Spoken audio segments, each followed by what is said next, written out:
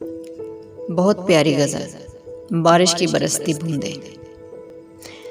بارش کی برستی بوندوں نے جب دستک دی دروازے پر، محسوس ہوا تم آئے ہو، انداز تمہارے جیسا تھا۔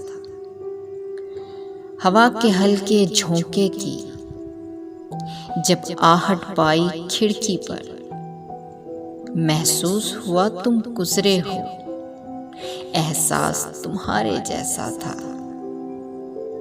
میں نے گرتی بوندوں کو روکنا چاہا ہاتھوں پر، ایک سرد سا پھر احساس ہوا وہ لمس تمہارے جیسا تھا۔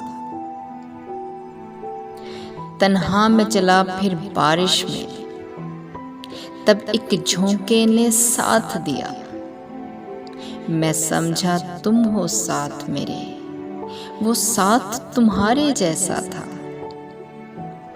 پھر رک گئی وہ بارش بھی، رہی نہ باقی آہٹ بھی، میں سمجھا مجھے تم چھوڑ گئے، انداز تمہارے جیسا تھا۔